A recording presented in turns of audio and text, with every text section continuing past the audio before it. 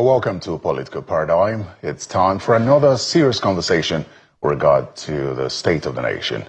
Security is a major topic on the lips of every Nigerian at this point. And following the resignation of the Minister of Defense, the conversation is even riper now. Let's talk about that on Political Paradigm. And I'm joined by a former federal lawmaker and a former NUJ chairman, Senator Smart Adeyemi, who once represented Kogi West Senatorial District in the Senate. Distinguished welcome to Political Paradigm. Thank you for the invitation. It's my pleasure. It's an honor to have you here. You've been out of the media for a while. You've been, I wonder what you've been up to. But I think it's good to have you come out from hiding to speak on the issues of security. So let's begin now with the topical issue, security. The Minister of Defense has just resigned. And it's for some, it's disturbing. He did cite health reasons. But for some, we're in the middle of a war against terrorism and banditry. And our Minister of Defense has just resigned. What do you make of it? Well, I want to begin by saying that he's a former governor of Jigawa State. And he did well as a governor. And if you know him in person, he is a man of high humility, very unassuming person, and very peace-loving Nigerian. By all consideration, I can tell you that Badaro is a good man. But you see, you need more than these qualities to even be a Minister of Defense. He's a good man, but you need more than being a good man to be Minister of Defense. That's the life of the nation. And I think that even setting aside the point he raised, the issue that made him to resign, I think it's long overdue that he left. He ought to have been off for a long time. When things are not going the way it should go, the honorable thing is about. So for me, we thank him for resigning. And we thank him for the service he has rendered. He's a good man, but we need more than being a good man to be Minister of Defense. You know, interestingly, before his resignation, there were calls for his resignation and that of the Minister of Defense. We have two ministers. Yeah, Minister of State. Yeah, the Minister of State for Defense. There have been calls for that. And the reason for those calls have been that position or those positions are not supposed to be politicized. That we're supposed to have experienced people man those positions, especially with what we're facing now. We still have the Minister of Defense, former Governor Matawale, who's also been accused by the sitting governor in a state where he finished serving. He still sits there as Minister of Defense. Do you think the honorable thing as well, considering the security situation, would be for him to take a bow and go to? Well, I think the president must have been thinking of all these challenges that he's having with those who are working with him. And I want to believe that in the wisdom of Mr. President, by appointing the two of them, was to say the problem we have at that time. We had the problem, basically insecurity in the northern region, and that they should be more passionate and the most. There should be people who are well connected who can get this problem resolved. It's not all war that you have to shoot to get conquered. So I think Mr. President decided to appoint them, looking at their zone where they hail from. But I'm sure that that seems not to be working. And for the minister himself to resign, don't forget that each time our big men resign, they say health. Okay, so we thank them that they have left. I think that you don't have to advise someone a honorable person to quit when it's time for you to quit. You don't have to wait. Okay, in my language we say "Tio to two badi." That is when the weather changes and it's chilly. You have to look for something to cover yourself. So in essence, when the going become tough or tougher than you can cope with, you have to find a way to bow out. And I'm sure the president must have been thinking now of some of his ministers, okay, those of them who are not working according to his plan and his focus. I'm sure he will ask them to go because it's now halftime.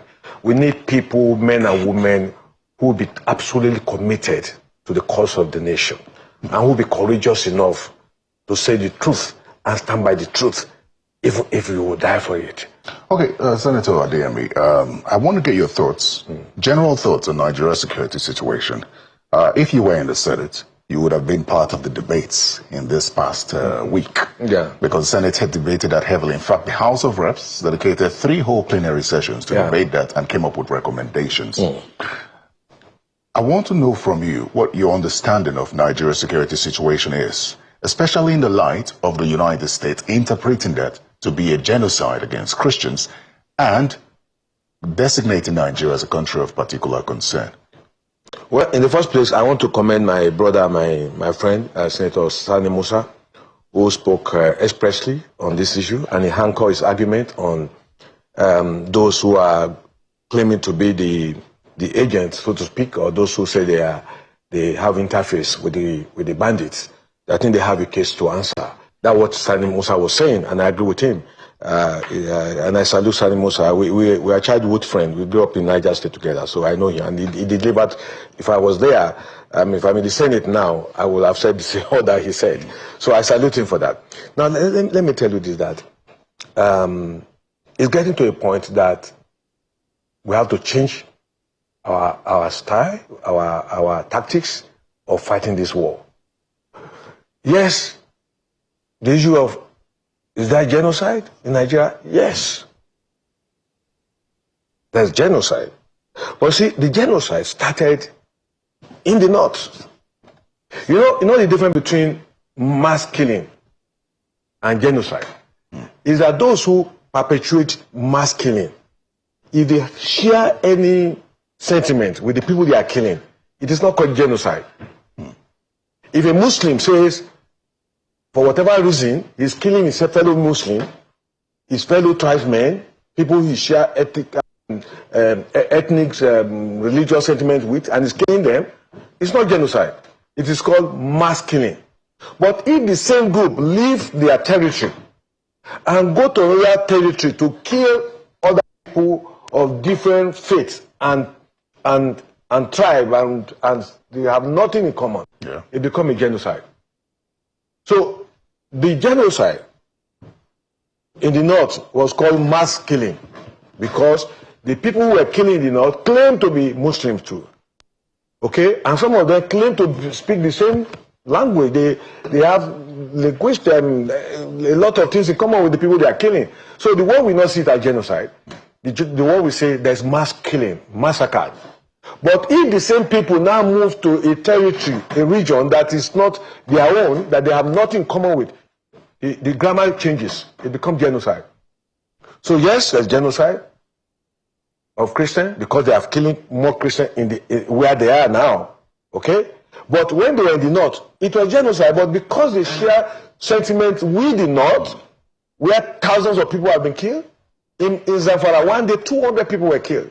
My colleague, Senator Marafa, came to my house and showed me the pictures, and tears rolled out of our eyes. So thousands of people have been killed in the north. But nobody took it as genocide because the people who are killing are claiming that they are brothers and relatives and relations and children of those people they are killing. So the one we could not call it genocide. The one we say, oh, massacre, it's English language. It's a matter of interpretation. But when the same people now move to another region of different faith, it's a different grammar. The description, the expression, the grammar changes. Well, why do you think that insecurity has festered? And then responding to that, could you assess Nigeria's response, especially this administration? Because it's very important for us to understand whether or not we're continuing in the same direction as previous administrations. Because if we continue to do the same thing and expect a different result, we will have the same outcomes. Assess this administration's response to the issues of genocide. There are those who now say that the activity around security that we see with regard to our security agencies trying to decimate these bandits and terrorists is because of the designation of Nigeria as a CPC, country of particular concern by the United States. But beyond that, when you look at the response of the Tinubu administration to the issue of insecurity, what do you see? Now, Tinubu administration is just 2 years plus now. You recall that while we were campaigning, the killing went down.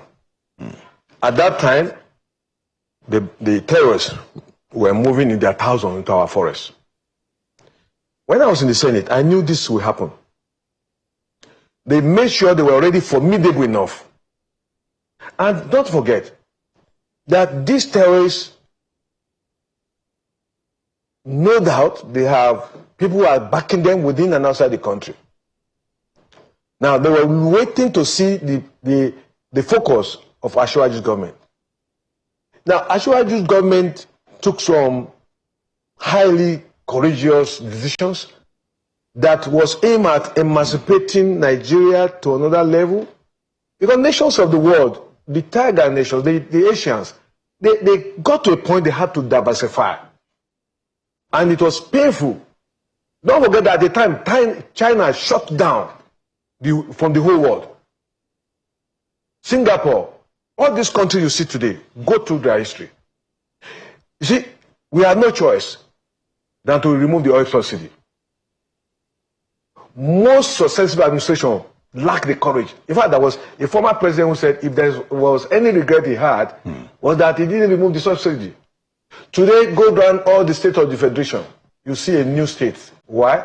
A lot of resources are now with the governors, and many of them are using it very well for development of the people and structural development. So what I'm saying is that by the time Ashwaju was busy calculating, working towards how to stabilize the economy, the bandits were planning and their sponsors were planning. If Ashwaju had continued to run Nigeria the way it was before, perhaps the insecurity wouldn't get to this level. Are you in doubt that these people have foreign partners? How come they were able to use drones? How come they were able to use sophisticated weapons? Are you in doubt? Are you in doubt that some powerful Nigerians are involved? Are you in doubt? People waited for Ashwaju's government to see whether it was going to be like before. If we talk about powerful individuals involved, yes, I like to think you believe that the government of the day is aware that powerful individuals are involved. Yes. Does this now go to say that these individuals are more powerful than the government? Is this administration powerful enough? Does the president have the political will to deal with these individuals? Because if you take a look at the bandits, they don't look wealthy. Billions. At the last count, I think the leader of the House of Representatives said statistics suggested that over 40 billion naira had been paid to bandits in the last 3, 4, 5 years. 40 billion naira. These bandits brandish poverty when you see them. So that means they have sponsors. In this case, these powerful individuals that you talk about. You see, it would be naive of anybody, I don't want to use a vulgar word of being stupid, for anybody to assume that it's more powerful than the government. The government of any nation can go after any citizen. If you are more powerful than the country, there are international organizations and nations of the world that will join in order to have peace. They will sacrifice anybody. Okay? So, for anybody to think that he's untouchable, I think the person must be stupid and foolish. There's nobody that is above the law. And there's nobody the hand of the law cannot get to. If Nigeria is finding it difficult, there are foreign superpowers that will come in and get it done. Now, they're talking about, I heard somebody saying Nigeria should not involve Israel in helping with collating insecurity report. Israel is not really a Christian nation. In Israel, they are more of Judaism.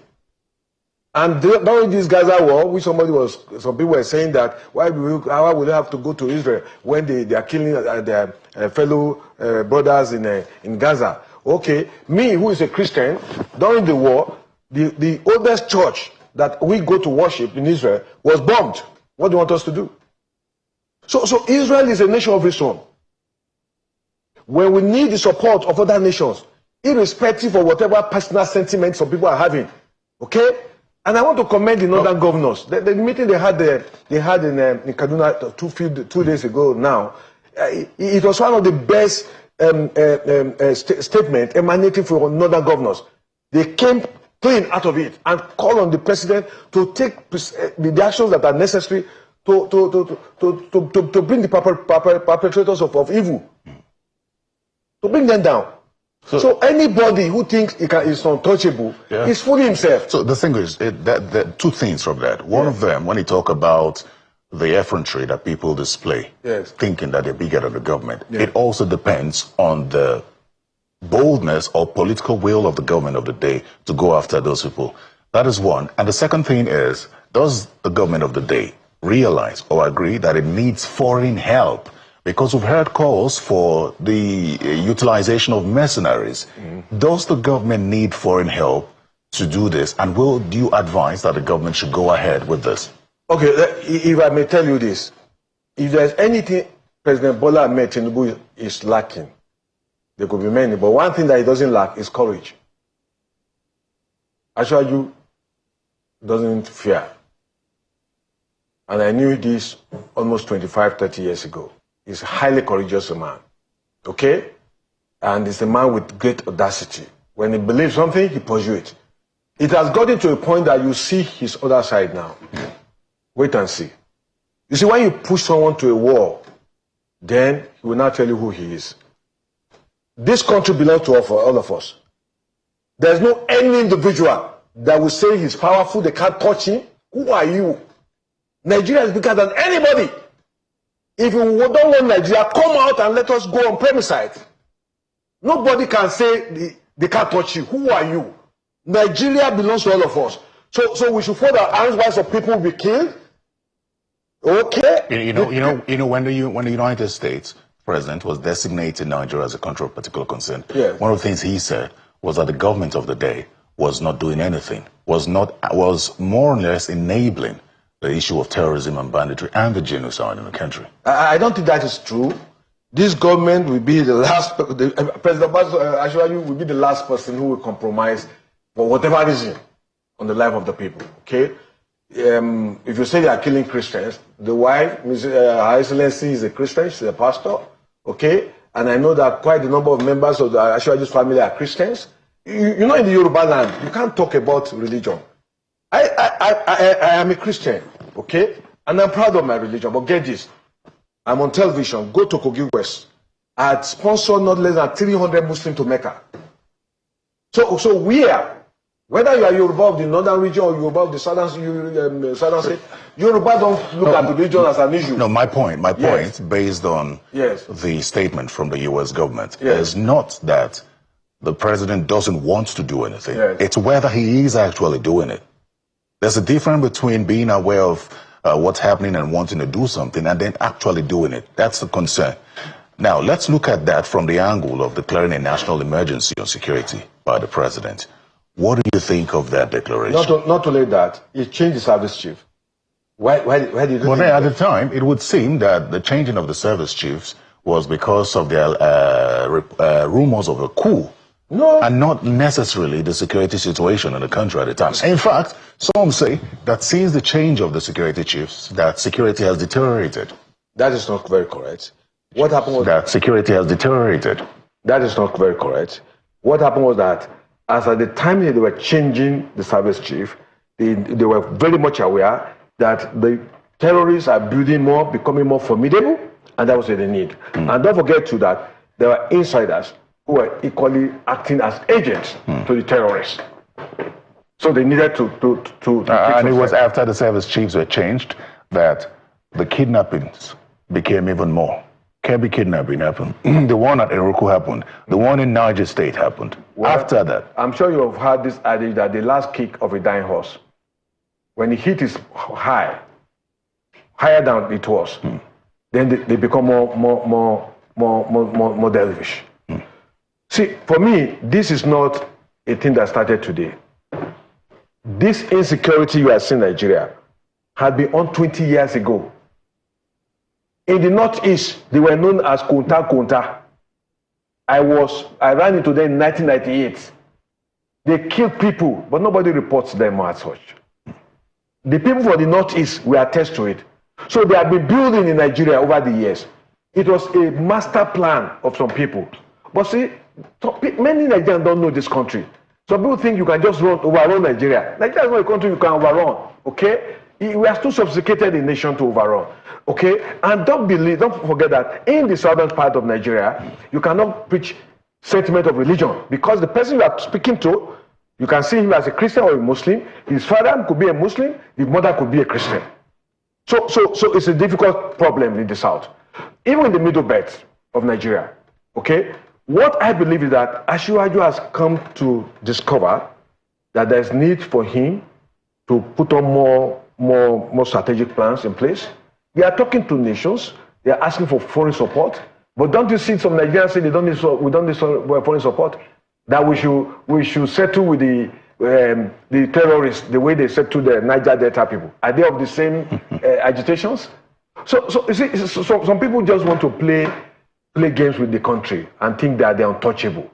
But let me tell you, there's nobody that's untouchable in Nigeria. For anybody think they can't touch him, it's being foolish. Nigeria is so large a country that one man, 2, 3, 10, 50 people, if they are killed, irrespective of the so-called position they claim they occupy, Nigeria will remain. Nigeria will exist. The thing is, let me ask you a question. Yes. One of the president's directives in declaring a state of national emergency on security was the withdrawal of policemen from VIPs. Yes. And since then, we've had the public commend the president for that, but largely the political class has said that it puts them in danger. We've even had debates from federal lawmakers in parliament saying that it puts them in danger. And they argue the reason for that is they say that bandits have released statements saying they will now start going for politicians. What do you make of that? Well, I think I would want you to get to the police and ask them a question. There have been many of my colleagues now asking for permission for their own peace. So it's very easy. Allow us to carry our own arms. Case close. If I have 2 rifles here, and you are approaching me and I have my rifles with me, or maybe I have a grenade in my house, and you are talking very unfamiliar, I don't need police to throw a grenade to somebody who is trying to attack my family. Is this for everyone or the political class? The political class could the VIPs per se. Well, it's not a question of VIP. Whether VIP or no VIP, if you feel you are threatened, if you get to the stage that everybody should carry arms, so let it be. You see, look, we don't have to fear to speak the truth to the nation, okay? I'm not against the withdrawal of VIPs, security with VIPs, but maybe if things stabilize, the president can restore it back. But meanwhile, let every politically exposed person apply for permission, and you have your pistol, or you have your pump action. Okay, see, what makes people to be weak or to be helpless is when the other man is carrying arms and you are not carrying arms. So if you carry your own pistol and somebody is threatening you, before he says it, or he's unwanted in your house and he's banging your door, you give him a warning shot. But this suggestion, are you restricting it to the political class because their police protection have now been withdrawn? And the bandits are threatening them? Or do you think that this self-protection should extend to just about every Nigerian? Do you know there's a total misconception in Nigeria that once you're a politician, you're a corrupt man? There's the misconception that politicians have siphoned money, that they are corrupt. Is that a misconception? Yes, it is a general misconception. It's a general misconception to assume that all the political elites are criminals or they are thieves. Okay? Is it largely correct or generally incorrect? You see, in any segment of society, you have some percentage of people who are still standing straight. There are people in the National Assembly who reject bribe. I've rejected bribe millions of dollars before. So it's not all of us who came into politics because we want to be part of. The first bill I sponsored was death penalty in 2008 for corruption. Google it. So it is not all of us who came because we want to make the nation. We want this country to be better than we met it, when we were growing up. Okay? But today, Nigerians forget the history of this country. People are now blaming the current administration. You have forgotten when Nigeria had billions and they were hosting all kinds of jamborees with no benefit. We hosted First Act 77, billions of dollars that ought to be used to provide infrastructural facilities that will galvanize social economic development. We wasted them. We hosted Chogo. We hosted anything hostable. You know, because Nigeria said our problem is not money, it's how to spend money. Okay, those are the kind of leaders we had. Okay, but today you have a leader who is saying, look, we have to build infrastructures, road network, provide job opportunities, expand the economy, so that there can be a better future for coming generation and present generation. That's what Ashaji's government is doing. Okay, go around this country, go around the state, all the state governors, go there, go to ask your state people what your government is doing. You will see a leap from what developmental effort they inherited. They are doing very, very well. All the governors today, they are doing well now because there's more resources coming to them because they removed the fuel subsidy. Unfortunately, yes, all of us bear the pains, including the man on the street, including all of us, we are feeling the pains. But you see, it's a sacrifice that is temporary. Later, things will get self-adjusted, and Nigeria will move forward. But Nigeria cannot continue to run the mono economy. There's no nation that was a mono economy that ever, move beyond being a developing nation. That's the maximum from underdevelopment to developing. Now, when you now diversify, you have ample opportunities to expand the economy, create jobs, create wealth for people, provide infrastructures that will help to galvanize socio-economic development, that will guarantee security of life and properties. That's what this government is doing. But it will not come on a platter of gold. You can't say a doctor should not give the required injection because the patient is going to feel the pain. Okay, so the injection is a temporary thing. Yeah. Later we'll get Nigeria fixed. The thing is, you're speaking so well or highly of President Bola Tinubu. I wonder if you speak same of Governor Ododo.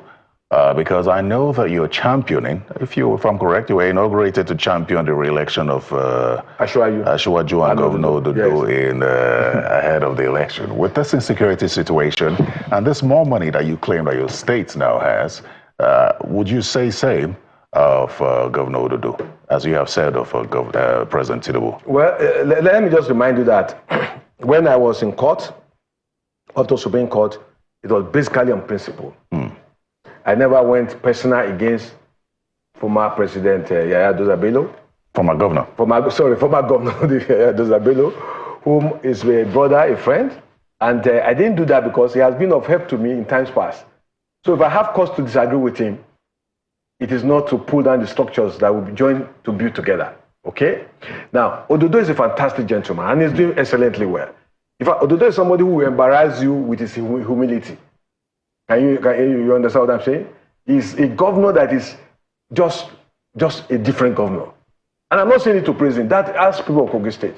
He's just, I told the former governor, I say he's a lucky man because he succeeded in bringing a good successor, including the chief of staff.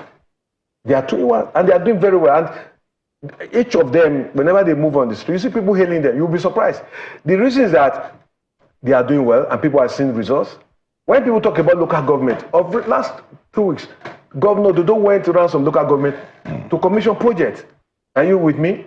So I will tell you that Kogi is in the safe hand, and I'm happy to say that. And you know, I don't say what I don't believe. Okay? If I don't believe, it's either I keep quiet or I voice it out. I have no reason to lie. I'm too old to lie to anybody. But why we talk about Kogi State? Yes. Kogi State is a state of particular concern. And let me tell you why I say that. Because of the toxic politics in Kogi State. Of course, insecurity, because recently, I think it was Kababunu where that some pocket of insecurity was recorded. The toxic politics in Kogi State also fuels insecurity in that state. And some say that a legacy of toxic politics that former Governor Yahaya Bello left behind. That is not true. Just calm down, because I remember that I covered the election of his re-election. Yes. And there were gunshots everywhere. My colleague had to hide under a bus while gunshots were being fired. It was dangerous to the point that election observers had to leave that morning because they didn't want to sit through the collation of results. Now, I was afraid for my life. Let me give you an example. I covered Senator Dino Melaye's polling unit. I hadn't left that place for 10 minutes when they came, thugs came, and scatter the place, shooting sporadically, and I think somebody was shot in that police. That's toxic politics and dangerous. Okay. Let me answer you by saying that. Were you able to establish if those who were shooting came from the APC? Here's the thing. Because see, there's manipulation. Let me respond to the question. Yes. You remember that former Governor Yahya Bello had mentioned the ratatata that became a big deal when he said that was what the election was going to be. No, he never said that. Oh. People created that impression and put it on air. Okay. He has never denied it either. He doesn't have to deny because he knows it's not true. And I know it's not true. Okay, if it was true, I should have mentioned it when I was fighting him. Well, you say you're friends with him. Why would you mention it? No. But and also, you did say you were not fighting him, but you were just. But at the time I was doing the agitation, did I mention that they brought thugs, they were shooting? I never did that. If they did, I should have said it. Okay, I should have mentioned it to say, I lost the election because they brought gun people, they were shooting. It was not true. Unfortunately for some Nigerians, you see, when you read some things or people create some impression on the internet, people just take it 100%. Yeah, those are below the former governor. It's not exactly the way the people are seeing it. He's a perfect gentleman, I can tell you that, and he cannot hurt a fly. I've worked with him, and I know him. And I will tell you that he's a person who doesn't discriminate, and he cut across. If he's moving around Kogi now, you see crowd following him. So you ask the question, is not the man they said he didn't do well? This man empower people. Some of the needs, aspirations of different zones, he provided it. I think it's interesting that you speak so highly of him now. But even at that time. But the point I was trying to drive at is the issue of safety with regard to elections in Kogi State.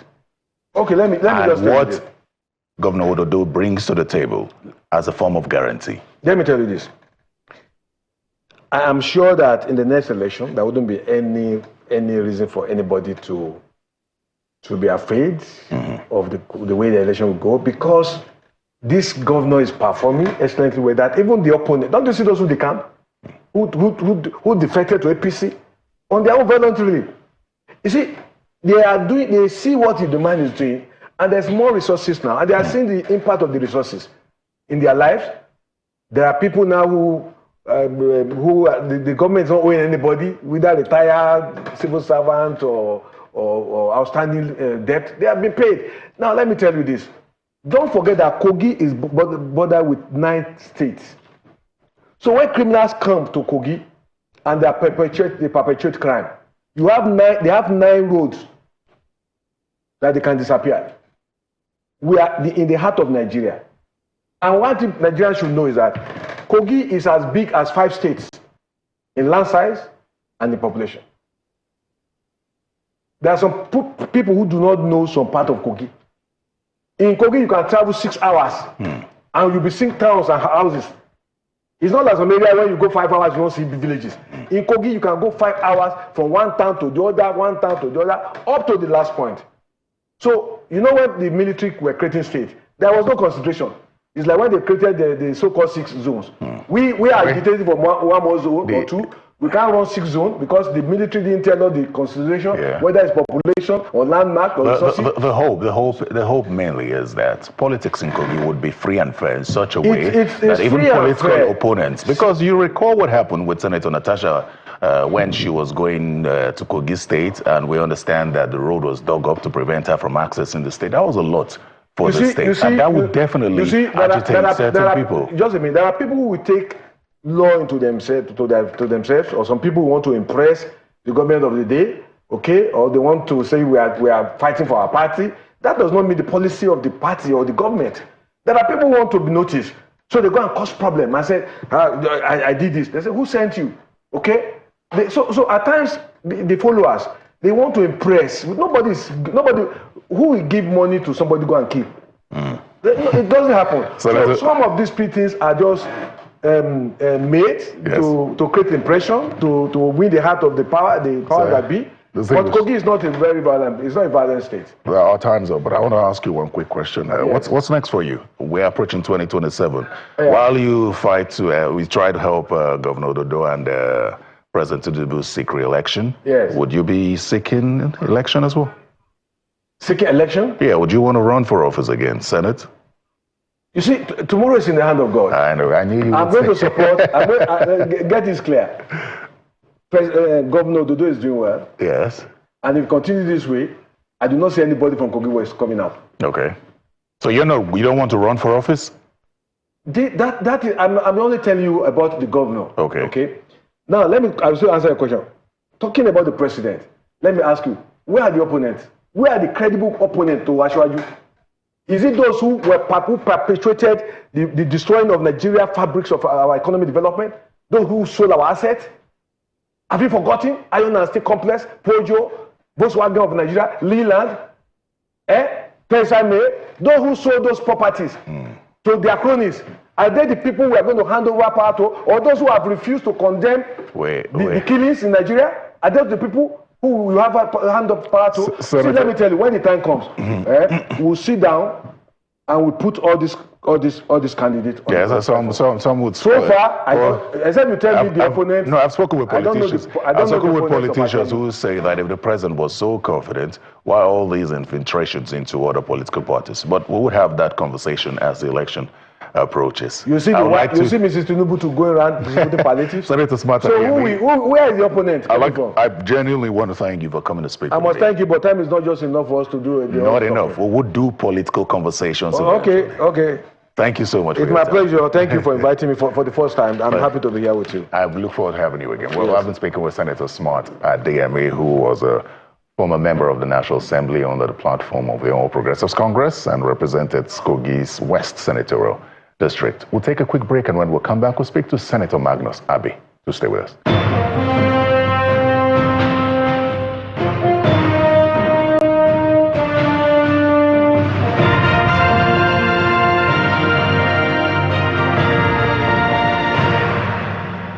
Well, welcome back to the conversation. But before we go into the next leg of this conversation, here's some information. The House of Representatives has arrived at 54 resolutions to serve as recommendations to address the security situation in the country. Now, this comes after the House concluded a 3-day debate last week. The resolutions will be transmitted to the Senate and subsequently to the President. What we do know is that the House is to consider these resolutions by tomorrow. Now, while the details of the resolutions are unavailable at this time, the constitutional and operational reforms have been advocated.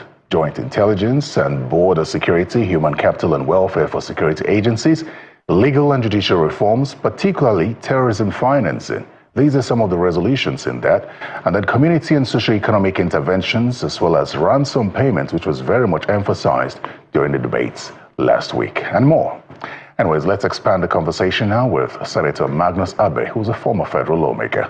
Distinguished, welcome to Political Paradigm. Thank you, Terry. Thank you for having me. I get to talk to you once a year, and I like it because I pick you out when, you've been in, I dare say, hibernation. No, I just decided to keep quiet. I'm a private citizen, and then mind my business. Well, at least you're lending your voice to the security situation in the country. Yes, I think I should say something on that. Great. So let me ask you what your thoughts are about the resignation of the Minister of Defense, especially at a time like this when Nigeria is at war. Well, I think that the minister cited health reasons for giving up his seat. So at a time like this, I think anybody who is not in the best of health, you cannot add this kind of problem to your personal health issues. So I think his decision is right. If he feels that he can no longer continue in the light of his own personal health challenges, it's proper for him to step aside and then give the country an opportunity to look for somebody else who can take on the role at this time. So I commend him for putting the country first and for stepping aside in the interest of the country if he has found out that his personal physical condition would not allow him to be able to deliver on the expectations of Nigerians, which are quite enormous at this time. So I commend him for that decision, and I commend the president for accepting his resignation. Okay. It's time for us to move on. Very well, then we're going to ask you the same question I asked Senator Smart at AME with regard to the resignation of the minister, because this resignation comes amid calls for him and the Minister of State, Mr. Matawale, to resign. Some say that the Ministry of Defense should not be a political position. That these, apart from being governors, are inexperienced men who should not be in that position. Now that he's gone, what are your thoughts on the Minister of Defense? And the same thing I asked Senator Adeyemi is, the Minister of Defense has been accused by his state governor in Zamfara State of having a hand in banditry. But he heads the Ministry of Defense. You know, Terry, what I would say is this. When people say a particular political position or leadership of any organization should not be political, I don't buy that. At the end of the day, people elect leaders. What a leader does is to see the situations and call it out as it is. You don't have to be an expert in defense. There are experts in defense. That's why it's called the Ministry of Defense. All that information is there, but they need a leadership that will look at the information and say, no, this is the way we go. This is right, this is wrong, we agree with it. Those decisions are leadership decisions. And somebody who has been a governor should be able to have the right frame of mind and skill to be able to lead in that situation.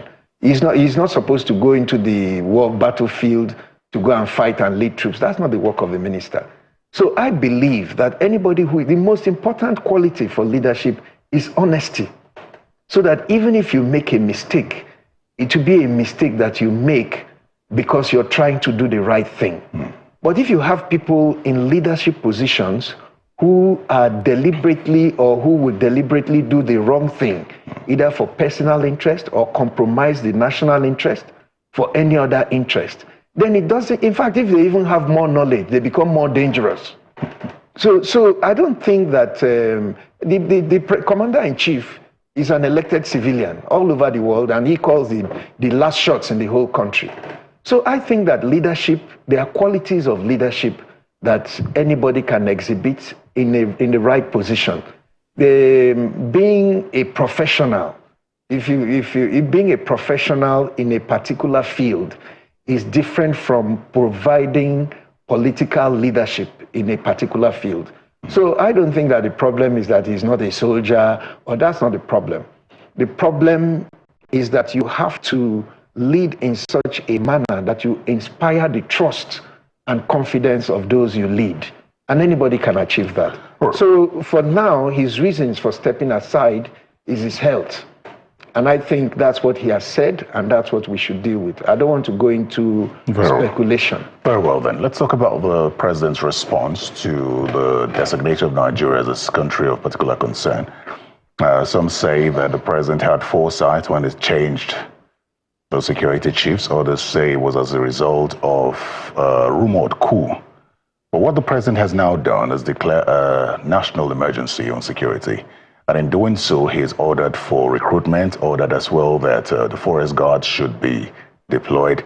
And another aspect of that declaration is the withdrawal of policemen from VIPs. It's now been questioned by politicians who fear that they are the next target of bandits and terrorists. Do you think the president's actions should stay? Well, first of all, I want to say very, very clearly that people can say whatever they like, but the president is a leader of this country. He has information more than any of us can have. And if the president has decided that part of the measures that he needs as our leader to handle this situation is that police should cease to provide VIP escort for VIPs, he didn't say they should leave them empty. He said we should go to the national security civil defense for them to provide that VIP escort. I think that is a sensible thing given the current situation that we're in. And I believe that those of us that are supporters of the president, those of us that believe in his ability to manage this situation, should be the first to support him in whatever measure that he takes. As we speak now, I have already asked my police escorts in Rivers State to obey the directive of the president, and I will approach the NSDC for security protection. Because if we don't act in good faith as leaders, it is a sacrifice of a leadership that is the progress of the country. So if the president, who is the commander-in-chief, has said this is the way he thinks the police should do it, then we should support it and give it a try. Because we cannot continue to do the same thing and expect a different result. And if those of us that are in the political space are the first to now want to protect ourselves over and above everybody else, the thing will not work. So I think that given the dynamics and the optics of the moment, I think that directive is in order, and I believe that all of us should do our best to try to comply. We're not, it doesn't automatically mean that we're being left without protection. I think he wants to concentrate the police on core criminal prevention duties. We should support that. The interesting part is that regardless, the number of policemen we have will still not be able to police the entire country. And perhaps that's also why we're getting suggestions and recommendations, even during the debates on the floor of the National Assembly, both chambers of the National Assembly. They pointed to the statement credited to the DSS head, which suggested self-help, self-defense. And I'm sure you followed conversations as well that have said Nigerians should be able to defend themselves. But the question is, you can't do that without arms and ammunition. Do you believe that we should toe that path of self-defense by amending various sections of our laws to allow Nigerians to bear arms? Well, to be very honest with you, Terry, I don't think I will support that.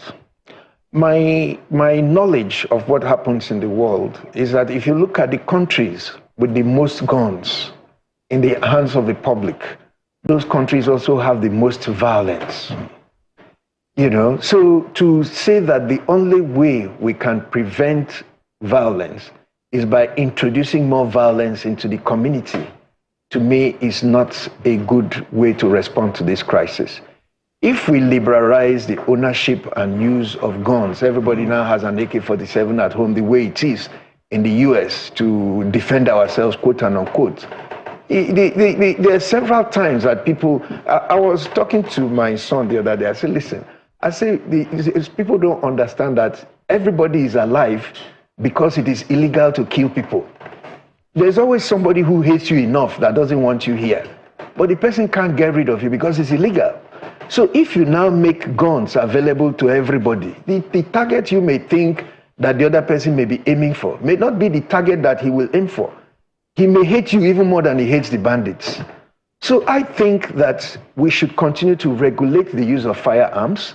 I think that as much as possible, we should make sure that those that have firearms are trained, both physically and psychologically, to be able to use and understand the power of guns. I don't think we should liberalize the use and ownership of ammunition. There are illegal arms in the hands of non-state actors. We understand that. Which exposes right-thinking Nigerians to danger. Yes. So what is the solution? The solution to that is that we should train our own state actors and give them the support, the competence, and the capacity to overwhelm the non-state actors within our territory. That's what sovereignty means.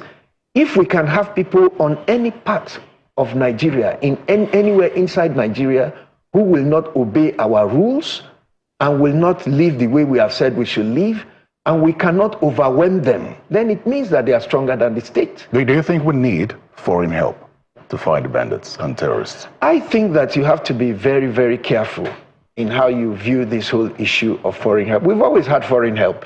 There is no time that any government can operate without foreign help. But what kind of foreign help do you get, and how do you get it? Now, if you're talking about the threat made by the President of the United States, I think that Nigerians need to be very, very, very cautious. I understand the sentiment that drove that. But in this country, we know that our most how would I put it? Our fault lines are religion and ethnicity.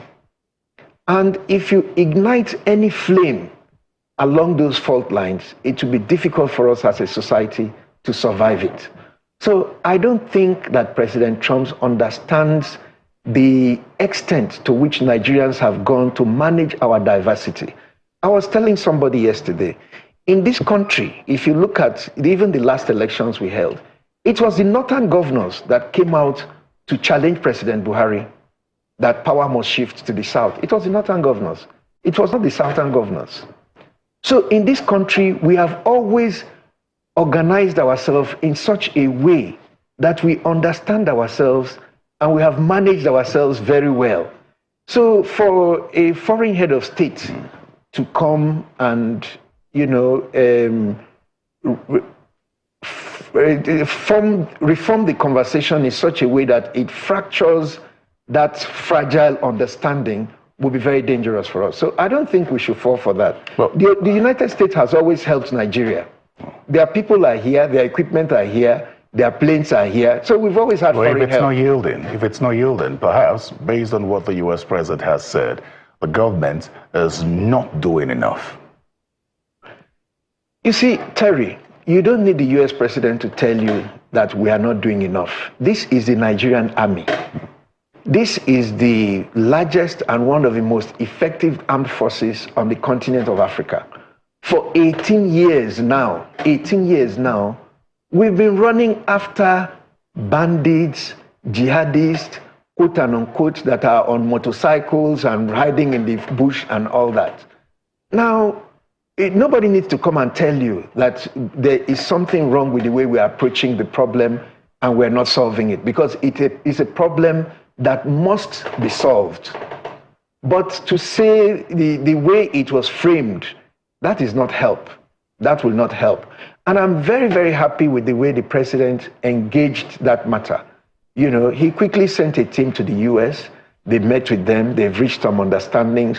Whatever was the underlying issues that made the American president to react that way is being diplomatically handled. And the president of Nigeria must be commended for handling it that way. Because let's not deceive ourselves. We can't fight Trump and fight the bandits. We will lose. You understand what I mean? We could do mercenaries. That's another suggestion. Yeah, whatever would help. Yes. Whatever would help. Whatever will not subtract from what we are doing will add. Well then, distinguished, the argument is that we can't continue to do the same thing over and over again. I have said that here. So if the president doesn't have the political will to go after political actors, because we've had this conversation in different fora that there are political actors sponsoring insurgency. Until date, we don't have political convictions for those political actors. Is it a lack of political will? Terry, people will always say things. In this kind of situation, we shouldn't focus too much on what people say. Let us focus on where the evidence leads and where the facts lead. I have seen a lot of things on the social media. There was one I saw about one of our former leaders here. I even sent it to him and advised him to go to court and sue. So we can't deal with rumors and speculations at this point. The president has, in my humble opinion, taken a very, very active and commendable step to declare the security emergency. He has outlined some steps and actions that we need to take. But what I will add to whatever is going on is that we as Nigerians need to understand that this is a Nigerian problem. It's not Tinubu's problem. It's not an APC problem. It is a Nigerian problem. We are tired of hearing. You can't be tired because you still live here. What we're tired of is hearing the government of the day always complaining about politically sponsored violence. I don't think that the government of the day... We've heard spokesperson of the government say that politicians are doing this because this is exactly what happened in 2015. The person I heard say that was a senator. It wasn't the spokesperson of the Imo State governor also said something in that regard. So if we keep hearing people in government say that it is politically sponsored, it almost suggests that they know those who are politically sponsoring these violence. So why exactly Terry, do we not have these arrests? I don't think we should focus too much on what politicians say when they are talking politics. Oh, you think it's politics when we talk security? I didn't hear the president say that when he made his broadcast about the security situation and the steps he's taking to address it.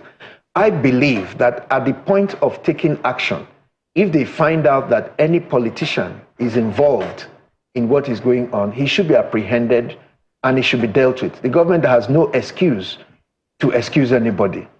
But if it is the speculation of what is behind this and all that, there are different rhymes and rhythms that can come out of that one. But I think that as Nigerians, we should focus on the facts and the reality. But what I would tell you is this: politicians will definitely and are definitely trying to take advantage of the current state of insecurity in the country to spin a political narrative. That's what politicians do. And for the opposition, it is in their interest to try to do that because they believe that it makes the government look bad. And so that makes the government look vulnerable. But what I would advise us as political leaders is that we should be careful, because if there is no Nigeria, there won't be a Nigeria for the opposition. Absolutely. There won't be a Nigeria for channels. Well, even the media, the politicians, all of us need to be very, very careful, because it is the future of our country that is at stake. And that's why I agreed to come out for this interview today. Just before we go, we need to deal with this matter differently. Just before we go, what's your take on this new conversation on state police? I have always supported state police. And it is not that I don't know that it will be misused. Because when I was in the Senate, I was the only person who spoke in favor of it. And all my colleagues knew that the minute the governors have a state police, they will be the first target. And they will be. But what I have said is that we must put the interest of Nigeria above our personal interest. If the governors today use the police against their opponents today, tomorrow they will be former governors.